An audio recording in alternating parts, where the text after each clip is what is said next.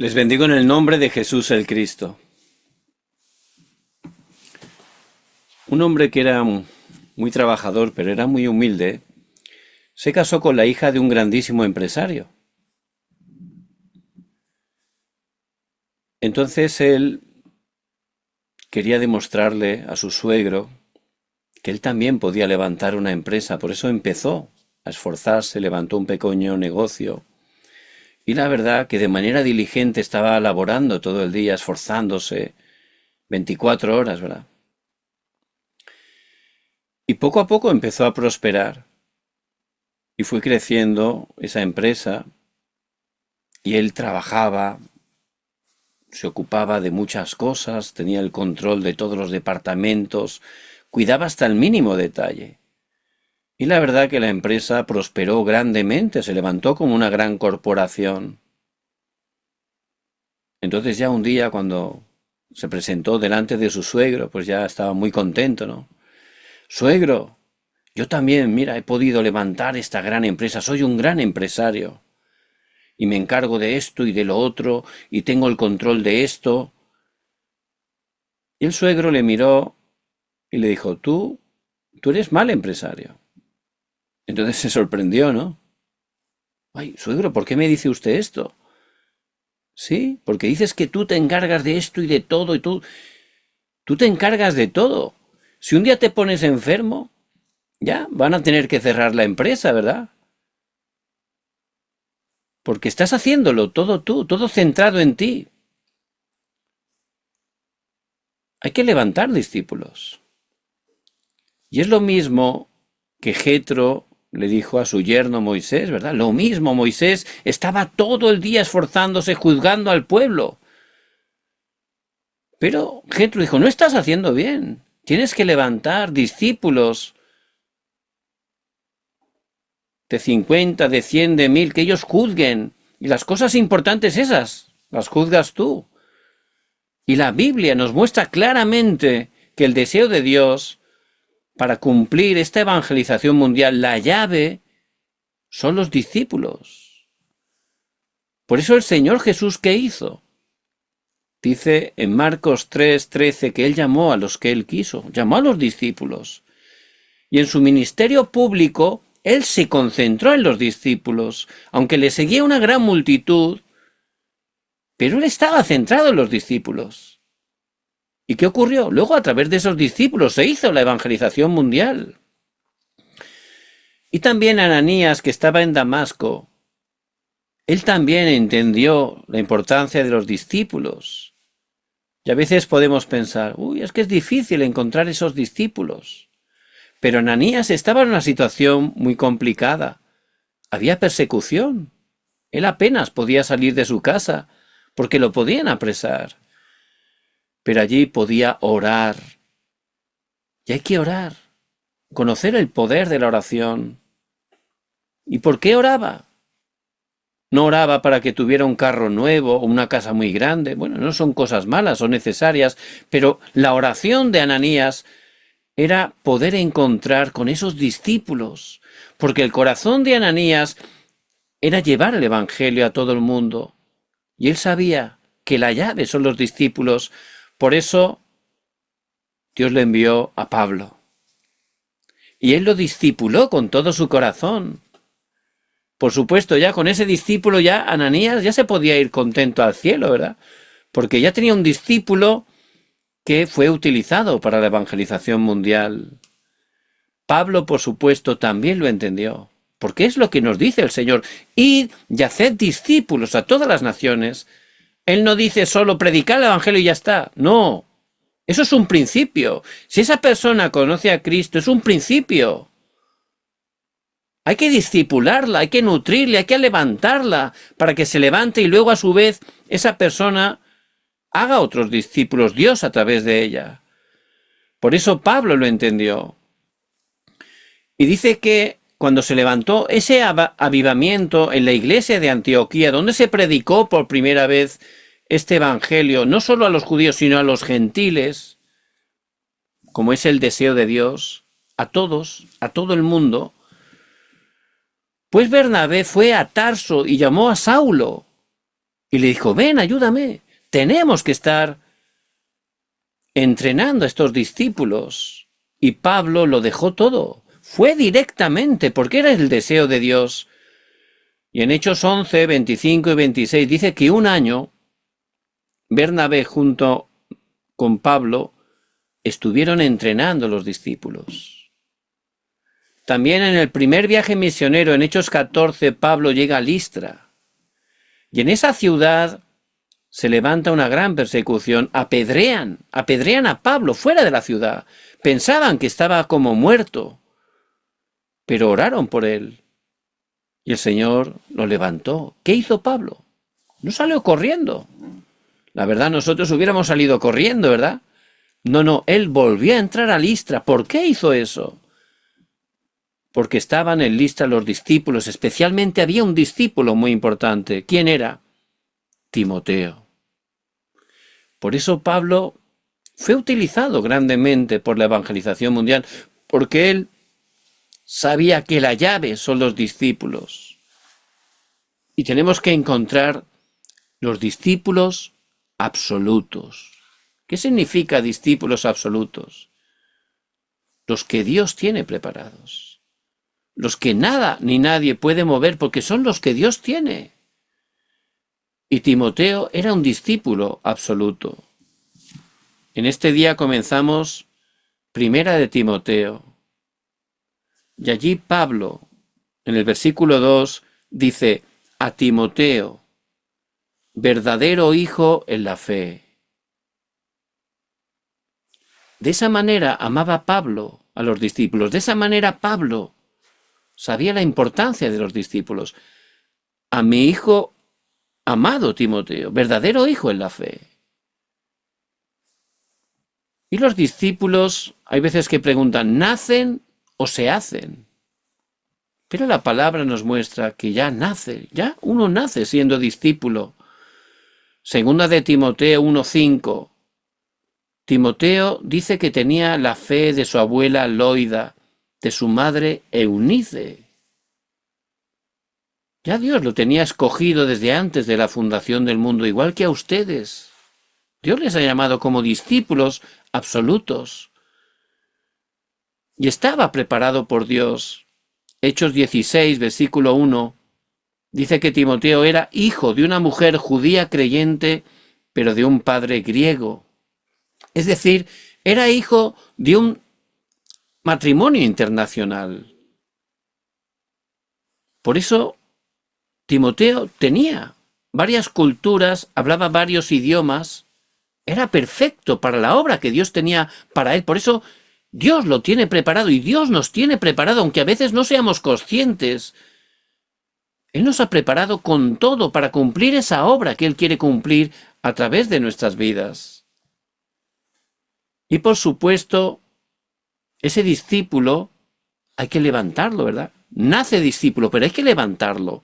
Y Pablo, él tenía ese corazón, por eso él levantó a Timoteo, lo entrenó.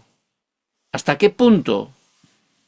Hasta que la última carta que Pablo escribió en la cárcel antes de ser martirizado fue a Timoteo. Y allí le dijo las últimas palabras, que son las más importantes, ¿verdad? Lo último que le decimos a alguien antes de irnos al cielo es muy importante. Segunda de Timoteo 2:1. Tú pues, hijo mío, esfuérzate en la gracia que es en Cristo Jesús. Por eso, hasta el final, Pablo, sus últimas palabras fueron para un discípulo. Y tenemos que entender la importancia de los discípulos absolutos. El hecho de hacer el movimiento de la palabra, por supuesto, es para que la gente se salve. Pero como el mandato de Dios es hasta lo último de la tierra, hay que orar para encontrar a esos discípulos absolutos.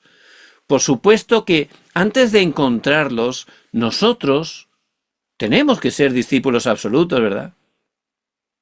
Eso es básico.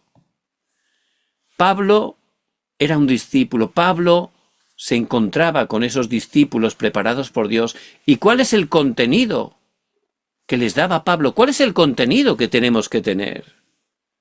el mismo contenido que dio el Señor Jesucristo a los discípulos en el monte del Olivar. Durante 40 días les habló de las obras del reino de Dios. Y también allí les dio esa conclusión. Tenemos que tener esa conclusión como discípulos. Solo Jesús el Cristo. No hay más. No hay otra manera de salir de los desastres de la maldición. Los discípulos tienen que dar esa conclusión. Cristo es solucionador de todos los problemas. Cristo es mi dueño. Y en Cristo terminar todo. No pueden estar ahí atrapados en el pasado continuamente, quejándose, teniendo temor, ansiedad. Cristo ha consumado todo, lo tiene que creer. Si ha terminado todo, ya no me tengo que quejar. No tengo que estar todavía lamentándome por eso que ocurrió hace 20 años. Es un engaño de Satanás. Cristo ha consumado todo. Y las dificultades que estamos enfrentando son un comienzo para encontrar ese camino que ya Cristo tiene para nosotros. El segundo contenido que tenemos que tener y que tenemos que dar a los discípulos, solo reino de Dios. Hay que enseñarles a orar. Y debemos de orar primeramente nosotros, disfrutando del poder del trono celestial. Los musulmanes 5 veces al día, los judíos 3 veces al día, y obtienen un poder falso, con el cual están conquistando el mundo. Ya los musulmanes pasan a los cristianos. Nosotros que somos hijos de Dios, que tenemos a Dios Trino con su poder infinito, no estamos orando. No estamos de verdad disfrutando de la oración, ni entendiendo lo poderosa que es la oración. Hay que creerlo y hay que empezar a orar con ese contenido, ¿verdad?, del trono celestial, concentrándonos, con esas 3 concentraciones mañana, durante el día, por la noche. Hay que entrar, de verdad, tenemos que restaurar la oración para salir de esas torres incorrectas, para salir de nuestro yo. No hay otra manera. Tenemos que comenzar a orar. Solo Cristo, solo reino de Dios. Y lo tercero, solo con la plenitud del Espíritu Santo. Por eso tenemos que estar experimentando las mismas obras que los discípulos experimentaron en el aposento alto de Marcos. Con nuestro poder no nos da. Es con el poder del Espíritu para poder cumplir la evangelización mundial. Por eso, en el día de hoy, el título del mensaje, los discípulos absolutos. Y es ese tipo de discípulos que son ustedes. Son los discípulos que tenemos que encontrar en nuestros campos. Con un discípulo, una nación puede ser cambiada. Con un discípulo se puede salvar una nación. Por eso tenemos que abrir los ojos, darnos cuenta, es la llave para la evangelización mundial. Y nosotros primeramente levantarnos como esos discípulos y empezar a orar para proclamar el Evangelio y encontrar esos discípulos absolutos. ¿Por qué? ¿Por qué hacen falta los discípulos absolutos? Este mundo está lleno de desastres. Este mundo está lleno de personas sufriendo enfermedades, problemas económicos, adicciones, obsesiones, problemas mentales. Y no hay nadie que esté dándoles la respuesta. Por eso hay que levantarse como esos discípulos absolutos, porque la única respuesta es Jesús el Cristo. Y hay que levantarse para proclamar el Evangelio de Jesús el Cristo, el Evangelio de la gracia, el Evangelio de la misericordia, el Evangelio de la paz. Como dice Pablo en el versículo 2 del pasaje de hoy, gracia, misericordia y paz de Dios nuestro Padre y de Cristo Jesús nuestro Señor. Y es el Evangelio que tenemos que predicar. En primer lugar, punto número 1. Los discípulos absolutos tenemos que predicar el Evangelio de la gracia y no de las obras. Nada más el hombre pecar en Génesis 3, quedó separado de Dios en pecado y se dio cuenta que estaba desnudo. ¿Qué hizo? Bueno, tomó unas hojas de una higuera y se tapó. Eso es la religión. Ahí comienza la religión. El hombre se ve pecador, intenta hacer algo para solucionarlo. Pero por supuesto esas hojas de higuera no podían solucionar su pecado, ¿verdad? Por eso las buenas obras, que son el estandarte de las religiones, no tienen ningún poder para salvarnos. No tienen ningún poder para perdonar nuestros pecados. Por eso la religión es el esfuerzo del hombre, separado de Dios, que intenta regresar a Dios. No funciona. Hay muchas religiones. No es que sean malas, es que no funcionan, por supuesto. Todas tienen cosas que son buenas, hay otras que son malas, pero el problema es que no funcionan, porque es el esfuerzo del hombre. Y el hombre intenta, todas las religiones dicen, hay que hacer buenas obras, si haces buenas obras te salvas. Pero en Isaías 64:6 dice que nuestras buenas obras delante de Dios son como trapos de inmundicia, trapos sucios. Porque somos pecadores y lo que hacemos delante de Dios es pecado. No tiene ningún mérito para sacarnos del pecado, para hacer que regresemos a Dios. La religión te dice, tienes que hacer, tienes que hacer. Pero no funciona. Por eso Pablo, él, que era religioso, fariseo, él estaba tan frustrado, porque él se esforzaba de manera diligente, pero cada vez se sentía peor, no tenía paz, no tenía respuesta. Y eso es la religión. Todavía hace que caigas más en desastres, porque el hombre separado de Dios es como una persona que cae en arenas pantanosas, arenas movedizas. Se está hundiendo, y contra más haga, todavía se hunde más. Es peor, ¿verdad? Imagínense ese hombre allí en arenas movedizas, hundiéndose desesperado. Y llega un religioso y le dice, no, es que tienes que portarte bien. Si te portas bien, todo te funcionará bien. Pero ese hombre se está hundiendo y dice, bueno, ¿y de qué me sirve portarme bien? Yo quiero salir de ahí.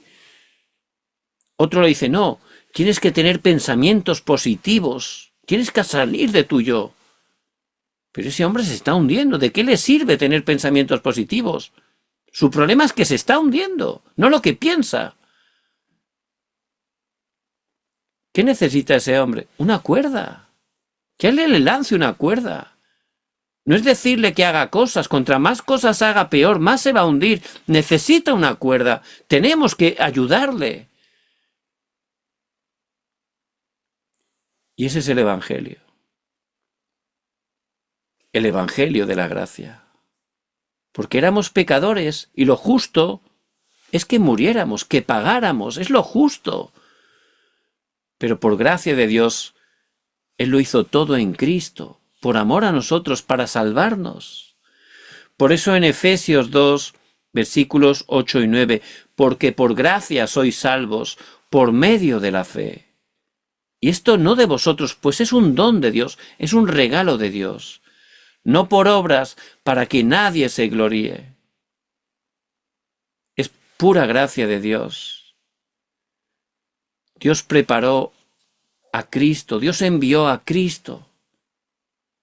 Y es solo por su gracia, a través de la fe en Jesús el Cristo, que quebrantó esas 3 maldiciones.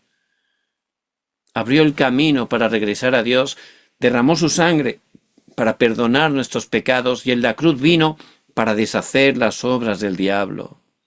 Es la gracia de Dios. A través de Cristo nos ha rescatado. Y este Evangelio de la gracia es tan precioso, es tan glorioso, que en Cristo, por su gracia, tenemos grandes bendiciones. Hemos sido bendecidos con toda bendición espiritual en los lugares celestiales en Cristo Jesús. Por eso, por gracia de Dios, por este Evangelio, somos sus hijos, tenemos una nueva y gloriosa identidad. Somos hijos de Dios. No alcanzamos a entender lo grandioso que es ser hijo de Dios. Significa que Dios Todopoderoso, Omnipotente, Omnipresente, Omnisciente, es nuestro Padre. A veces, como tenemos quizás un mal concepto de lo que es un padre, porque hemos tenido padres como nosotros que son imperfectos, estamos con un concepto distorsionado, pero Dios es perfecto, es nuestro Padre, un Dios de amor, un Dios de misericordia, un Dios justo, un Dios bueno. Y Él tiene cuidado de nuestras vidas, y Él nos provee, y Él tiene responsabilidad en nuestras vidas. Y Él mora en nosotros a través del Espíritu, y Él nos guía con su Espíritu a toda la verdad, y Él obra a través de su Espíritu cuando oramos. Es la identidad que tenemos, tan gloriosa, por este Evangelio de la gracia.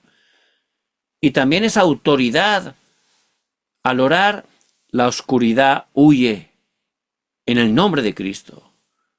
Y Él envía a los ángeles, Hebreos 1:14, y se levantan las obras del reino de Dios, porque somos ciudadanos celestiales, Filipenses 3:20, y nos da el poder y nos levanta como testigos para cumplir la evangelización mundial. Es la autoridad que tenemos y la identidad. Por eso Pablo, él predicaba este evangelio de la gracia.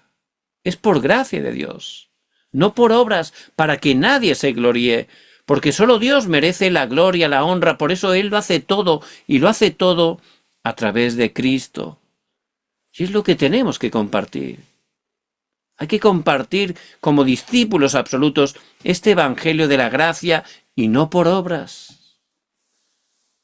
Segundo lugar, segundo punto, también es el evangelio de la misericordia y no del legalismo. En los versículos del pasaje de hoy, del 9 al 11, allí está hablando que la ley fue dada para todas esas personas. Está dando una lista de personas pecadoras, ¿verdad? ¿Y por qué Dios dio la ley? Justamente para eso, para que nos diéramos cuenta que éramos pecadores, que no podíamos hacer nada por nosotros mismos para salvarnos. Por eso la ley nos lleva a Cristo, que nos demos cuenta que somos pecadores y que necesitamos un Salvador, y el único y suficiente Salvador es Cristo. Por eso es el evangelio de la misericordia y no del legalismo. Vemos la mujer samaritana. Ella estaba en pecado, estaba haciendo mal, había tenido 5 maridos y el hombre con el que convivía no era su marido. Por supuesto, era un escándalo. En ese pequeño pueblo, en ese tiempo, era un escándalo mayúsculo. La gente le insultaba, le criticaba, le hacía de menos. Estaba tan herida que iba a recoger el agua, que era un trabajo que había que hacer diariamente, ir al pozo a por el agua. Pero lo hacía cuando más calor hacía. ¿Por qué? Porque no quería encontrarse con nadie. Al hacer tanto calor, la gente estaba en sus casas. Ella iba a esa hora a hacer ese trabajo tan pesado porque estaba tan herida que no quería ver a nadie. Hasta ese punto estaba sufriendo. Pero en Juan, capítulo 4, versículo 4, dice que para el Señor le era necesario pasar por Samaria. Ese versículo me impactó. Le es necesario. Era prioritario, vital para Jesús ir a Samaria. ¿Por qué? ¿Que tenía un encuentro con un gran rey o con un gran empresario? No, no era por eso. Él fue, le era necesario porque estaba esa mujer allí. Esa mujer que era pecadora, que seguramente nosotros hubiéramos prejuzgado, criticado. No fue a eso Jesús. Él fue a darle este evangelio que es misericordia. Él fue a salvarla. Porque por supuesto esa mujer estaba haciendo mal, por supuesto, es evidente. Pero esa mujer, igual que nosotros, su verdadero problema es que nació separada de Dios, que nació en pecado, que nació atrapada por Satanás. Y la única respuesta es Cristo. Por eso esa mujer estaba sedienta, intentaba equivocadamente saciar su sed a través de las relaciones sentimentales. Por supuesto, no funcionaba y encima le traía desastres. Por eso estaba sedienta. Y Cristo fue a mostrarle cuál es el agua viva, el agua, el único agua que puede saciarnos, y es Jesús el Cristo. Por eso este es el evangelio de misericordia, no de legalismo. Cristo fue a salvarla y la salvó y se levantó como un discípulo absoluto. También en Juan capítulo 8 aparece esa mujer adúltera que fue atrapada en el acto mismo del adulterio. Y los fariseos la presentaron, la pusieron delante de Jesús, ¿verdad? Conocemos esa palabra, ¿verdad? Y lo hicieron para tentarle. Pero el Señor en el versículo 7 dice, el que de vosotros esté sin pecado, sea el primero en arrojar la primera piedra. Muchos piensan que eso era para salvar a la mujer. Pero este evangelio de la misericordia es tan grande que Jesús, por supuesto, quería salvar a la mujer, pero también quería salvar a los fariseos. Porque dijo, el que esté sin pecado que tire la primera piedra, era para que ellos se miraran a sí mismos. Y se empezaron a mirar. Uy, es verdad, yo también estoy en pecado. Por eso se fueron, ¿verdad? El Señor quería que se dieran cuenta que eran pecadores. ¿Para qué? ¿Para que se sintieran mal? No. Para que se dieran cuenta que necesitaban un Salvador y que Cristo es el Salvador. Cristo tenía misericordia de todos. Y nosotros, como discípulos absolutos, tenemos que tener misericordia de nada, de todos. No tenemos que juzgar a nadie, ni prejuzgar, ni señalar, ni criticar. Igual que Cristo tuvo misericordia de nuestras vidas y nos salvó. Hay que tener esa misericordia. Es el evangelio de la misericordia que Pablo predicaba, que los discípulos absolutos tenemos que predicar. En Mateo 9:36 aparece cómo el Señor le dolía el corazón. Estaba triste. ¿Por qué? Dice, y al ver a las multitudes tuvo misericordia de ellas, porque estaban desamparadas y dispersas como ovejas que no tienen pastor. El Señor vio a las multitudes separadas de Dios, las multitudes que estaban sufriendo en pecado, atrapados por Satanás, y tuvo misericordia. Por eso dijo y oró que oráramos por los discípulos absolutos, los obreros, porque la mies es mucha y los obreros son pocos. El Señor tenía misericordia por todos y nosotros tenemos que tener misericordia por todos, hasta por nuestros enemigos, hasta porque nos está molestando, porque necesitan a Cristo. Los que peor lo hacen, más necesitan a Cristo. Y es el evangelio de la misericordia y no del legalismo. En tercer lugar, no solo el evangelio de la gracia, no solo el evangelio de la misericordia, es también el evangelio de la paz. El evangelio de la paz y no de los desastres. Satanás, que es el príncipe de la potestad del aire, Efesios 2:2, él a través de la corriente de este mundo está poniendo ideologías que parecen atractivas pero llevan a los desastres, que rompen matrimonios, que rompen familias, que están trayendo maldiciones a naciones enteras. Pero nosotros no tenemos que predicar lo que predica este mundo. Hay que predicar el evangelio de la paz. ¿Por qué? Dice en Primera de Pedro 2:9, somos embajadores de Cristo. Ustedes son embajadores de Cristo Mas vosotros sois linaje escogido, real sacerdocio, nación santa, pueblo adquirido por Dios, para que anunciéis las virtudes de aquel que os llamó de las tinieblas a su luz admirable. Y somos embajadores de Cristo, y Cristo está cumpliendo esas tres funciones, esos tres oficios a través de nosotros. Como la gente está separada de Dios, vacía, no tiene paz, pero como profetas hay que predicar que Jesús es el Cristo, que Cristo es el único camino para que vuelvan con Dios y puedan tener esa paz que sobrepasa todo entendimiento. Es el Evangelio de la paz. La gente por sus pecados está en desastres, en maldiciones, incluso tienen todo tipo de dificultades. Pero como verdaderos sacerdotes en Cristo tenemos que orar, intercediendo, para que puedan conocer a Cristo, para que sus pecados sean perdonados, para que se corte toda maldición. Porque es el Evangelio de la paz que quebranta los desastres. Y en Cristo, como verdaderos reyes, hay que predicar a esas personas que sin saberlo están en esa oscuridad. Están atrapados por Satanás. No pueden salir de ahí, no saben siquiera que están atrapados por Satanás. Pero como verdaderos reyes, Cristo a través de nosotros quebranta la oscuridad, resplandece la luz. Y a través de Cristo pueden salir totalmente de la autoridad de Satanás y convertirse en hijos de Dios y obtener esa paz, porque es el Evangelio de la paz. Y es el poderoso Evangelio que como discípulos absolutos tenemos que predicar.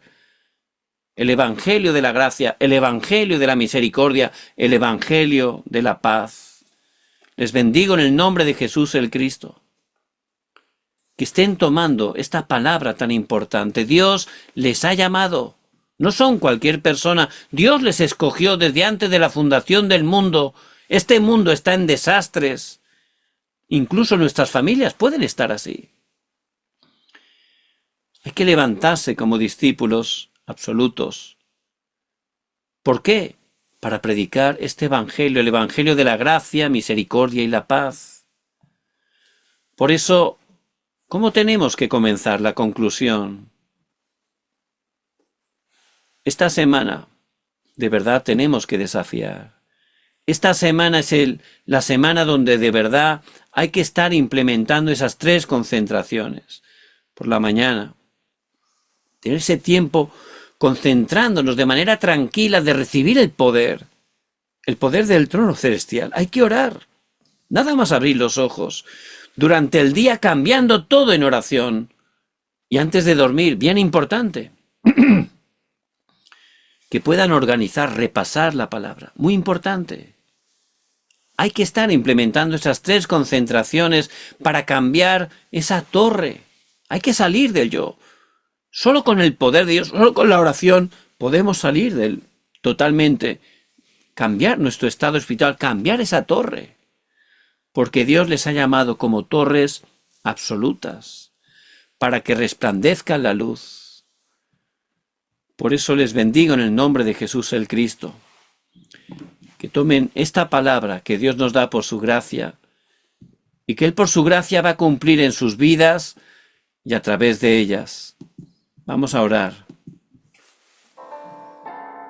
Padre, muchas gracias, porque aunque somos débiles, nos has llamado como discípulos absolutos.